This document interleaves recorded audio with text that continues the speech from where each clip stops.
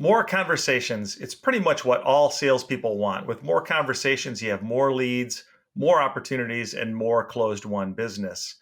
And so, what's the right combination of human touch plus technology to get you there? We're going to talk it over in this episode of Closing Time.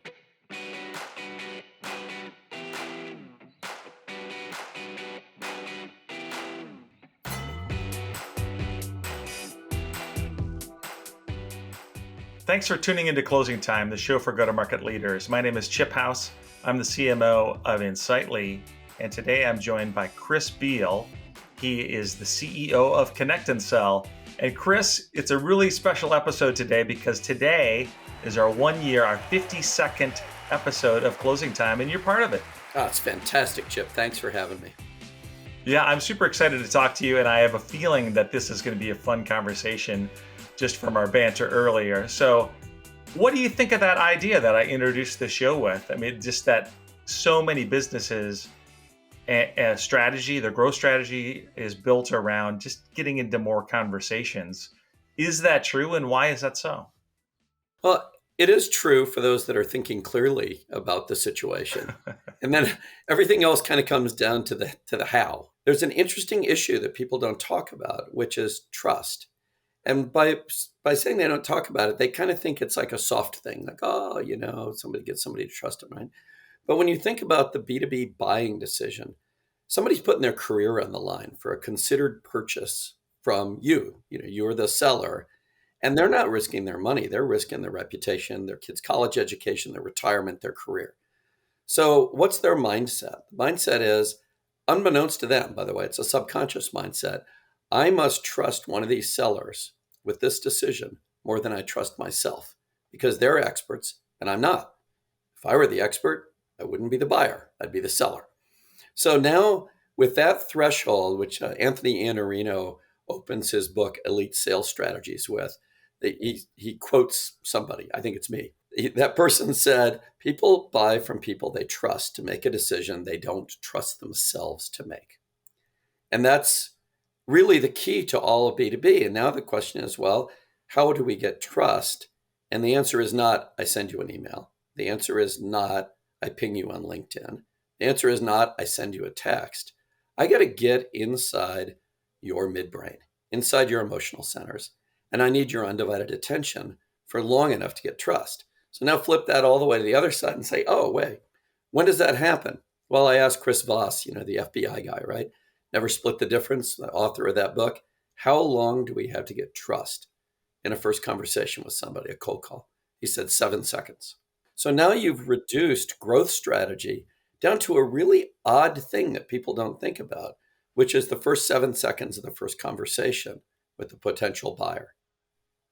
And if you don't get trust there in that conversation, you're never going to get it. And now you've got a problem. You have a strategy problem.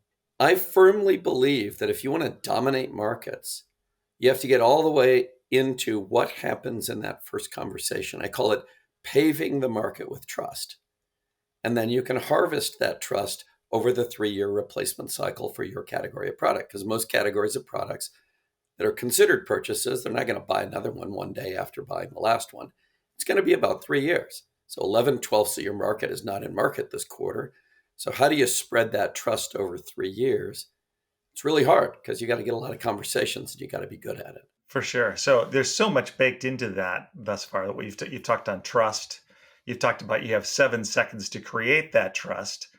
So I think a lot of the people watching right now is, how do I do it? What are the best practices? And Chris, I get a lot of phone calls as a CMO, and I think very few have ever been able to get my trust in 8 seconds, I feel like. So how do you do it? Well, what Voss said to me, and by the way, he was on his 3rd bourbon, so I know he was telling me the truth. When they start right in on the truth serum before they talk to you, you're pretty good, right? Yeah. So he said, look, it's so simple. We just have to show that other person we see the world through their eyes. We call it tactical empathy. And then we need to demonstrate to them that we're competent to solve a problem they have right now. So I asked him, isn't the problem they have right now me?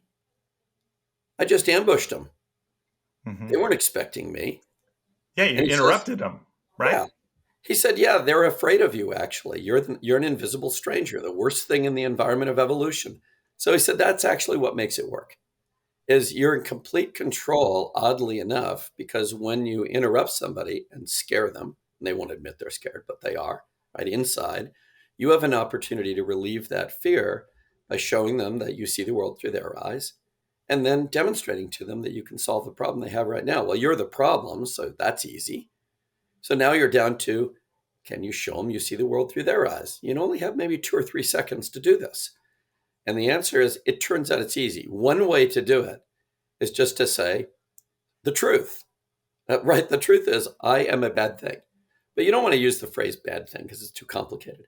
So you just say, Chip, I know I'm an interruption. Not, I realize I'm interrupting your day. Not, I know I'm a bit of an interruption. I have a rep who says that. It gets shut down every time. It's a hard, hammered, I'm going under the bus. I know I'm an interruption.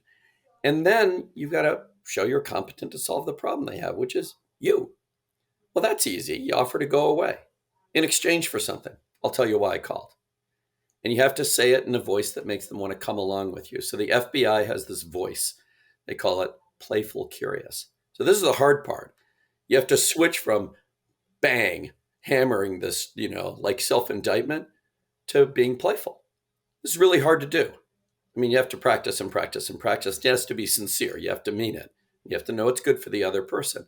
But you can say something like, can I have 27 seconds to tell you why I called? In a playful and curious voice. The 27 seconds is weird. He calls it the law of odd numbers. It's not because it's even or odd, because it's an odd number. It's really easy to say, by the way. 27 is like one of the easiest numbers to say. And made an offer. Just give me 27 seconds. I'll tell you why I called. And then I'm out of here. And you get to achieve your goal, which is to get off this call with your self-image intact. So talk to me about how this has shifted, right? Because a big piece of it is getting into the conversation in the first place, right? So people have moved away from their offices. They're now at home. They're maybe on a different phone number, only their cell phone, maybe. So B2B calling has changed a ton just in the past couple of years. How has it changed outbound calling? Well, the stats haven't changed that much, and we've got a pretty good, at ConnectAndSell, pretty good beat on it. How many dials does it take to get somebody to answer on average? About 21.2. But it varies. Everybody's different. Now, if you have data about who answers the phone and who doesn't answer the phone and on what numbers, which we happen to have, you can reduce that number down for an average dialing session down to about 10 dials, but still kind of painful, right? So we provide a system that lets you do that, and we gather all that data. Did anything really change with COVID? Only one thing changed. People are more likely to answer the phone for the first 4 months of COVID. The reason was they were working from home and they don't know who's going to call them, because now suddenly your cell phone number is part of your business network internally, which are the most important calls. So you answer a lot more calls during that chaotic period. So the call answer rates actually improved for 4 months. Then they settled right back down to where they always were. And interestingly, cell phone dials constitute about 9% of all dials. They pick up more, so they constitute about 51% of all the conversations. But navigated dials through phone systems constitute 74% of all the meetings set. When you think about it, I know if your goal is to get somebody to trust you, that's just them answering, right? If you want to get a meeting out of that next 27 seconds, which is like the bonus prize, then it turns out that the navigated phone call that goes through the IVR tree, the DABA name directory, the gatekeeper, all the stuff that salespeople think is too wasteful to do and they try to stay away from, when it gets to destination, it has higher yield. It's like a precision guided weapon, right? It's harder to get it there, but when it gets there and goes boom, good things happen. Yeah, and so is that the main benefit? Is they've kind of navigated their way in through the corporate tree, and so it seems more trusted on the onset versus some strange number. And there's a combination, by the way, of human element and technology here. I think, judging again from the calls I get, I only have a cell phone here at home, but I'm used to people calling from my area code now that are not really in my area code, you know, And so I feel like that ruse maybe is changed a little bit and is no longer maybe as effective as it was. But I want to talk more about where we were, right? Because this piece of really making that call effective and creating the trust in 7 seconds is fascinating to me. Start by throwing yourself under the bus, propose, hey, can I tell you why I called in 27 seconds? What else? And then there has to be some statement of value that's really going to draw the the potential buyer in, correct? Exactly. And yet it can't be business value. So this is the subtlety of the cold call. If you jump to business value, you're being presumptuous. You're basically saying, look, you were waiting for a salesperson to call you and tell you how to do your job. Well, nobody's ever waited for that call, right? So now you're jumping into value. Like, we help companies like X, Y, and Z do A, B, and C. This is what marketing people write as value, right? Because it sounds like value. The problem is the psychological state that person is in when you ambush them is not, I sure hope somebody tells me about a bunch of potential value. It is, I want to get off this call with my self image intact. That's where they never change. That motivation never changes. So now the question is, as the cold caller, how do you work with that motivation in order to take a step forward? So by avoiding business value and going down the path of curiosity, we have a shot at getting somebody to do something novel, because curiosity is the emotion that makes us do new things. And taking a meeting with somebody is a new thing. We've never met with them before. So now there is this new thing being proposed. So how do we go down that path? I call it the flaming high wire of curiosity. You get out on it and you better get moving before somebody notices that, it's kind of shaky up there, right? Yeah, before they notice they're out there, right, in the That first they're place. out there, right? So you invite Yeah, them yeah. out there. So you say something like this. I would say this to you if I were cold calling as Connect and Sell. I'd say I'd say, can I have 27 seconds to tell you why I call? You're relieved and you go, yeah, sure, go ahead. Or you go, yeah, you got 25 seconds. But the easy thing to say is yes at that point. I say, thanks, Chip. Chip, I believe we've discovered a breakthrough that completely eliminates the waste and the frustration that keeps your best sales reps from having conversations on the phone, or good ones, or even using the phone at all in business. And the reason I reached out to you is to get 15 minutes on your calendar to share this breakthrough with you. Do you happen to have your calendar available? That's what I'm going to say. Now, why do I say that? Well, I'm going to slide down this little curiosity path pretty quickly, and I'm going to avoid psychological reactance. That's when I say I'm great or my company's great. If I say I'm great, my company's great, whatever, you're going to say, no, you're not. I call that the third grade playground. My daddy's stronger than your daddy. No, he's not. Yes, he is. No, he's not. I've got to avoid psychological reactance. So, how do I do it? I claim to be lucky, not great. People like lucky people. They're attracted to lucky people. I used to live in Vegas and I was a card counter.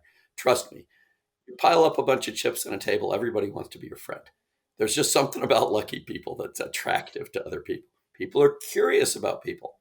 So when you say, I believe, that gets their attention. That's like undivided attention. Nobody says that. And then you say, I believe we've discovered a breakthrough. Who's we? People are interested in people. And a breakthrough is always positive, and it's a setup for a story. So, in the whole world of marketing communications, the ultimate is we tell a story that brings somebody along to a new insight. So, we're going to tell a story in which a breakthrough is the hero in the hero's journey story. It's going to slay a three-headed dragon, one economic, my favorite is waste, one emotional, my favorite is frustration, and one strategic. My favorite is whatever it is that you can help with, where if somebody got that help, they'd be unblocked strategically. They could move forward. That's that little piece. And then you're done. You've fulfilled your promise by saying, and the reason I reached out today is to give 15 minutes on your calendar to share this breakthrough with you. And then playful curious. Now you're we call this landing the airplane. I'm wearing my flight school shirt. You take it off in the first 7 seconds, you fly somewhere in the next 27, and then you deal with the turbulence, all their objections. And then you land the airplane. You ask for the meeting. It's fascinating because it's direct and it's a little bit disarming, and because it's that way, it's easy to say, yes, okay, great, I'll take the next meeting. It seems like you're almost doing them a service by interrupting them by the end of the call, which is truly fascinating psychology. Well, Chris, thank you so much for these insights. It was super great talking to you. Love your expertise. I would love to maybe have you back and drill into more of the science behind this potentially and learn more about your technology. But it's really exciting to learn about how you and your methodologies make the most of every second on new phone calls. Well, thanks. I mean, we deliver 3.2 million conversations a year. We sort of had to pay attention to how they work. And what I'd like to talk about next time, if we have a chance, is the marketing impact. Because the sales impact is actually smaller than the marketing impact of that call. And it's because when you talk to somebody, they'll visit your website. Yeah, which is, now another source of leads for the marketing person and another chance to gain trust, I guess, and gain understanding of your product, right? Yeah, absolutely. You turn outbound conversations turn into inbound leads, even if the conversation is negative. In fact, the negative conversations produce the highest rate of inbound leads and the most money. The most pipeline is built off negative conversations. Everybody feels good about the positive ones. Well, that's an interesting stat that is also counterintuitive, but we'll drill into that next time. So thanks again, Chris, for joining. Really appreciate it. Wonderful. Thanks for having me on, Chip. And thanks to all of you out there for joining us for 52 episodes. We are so excited to have 1 year of closing time under our belt, and we're excited for the next 52 to come. We'll see you next time.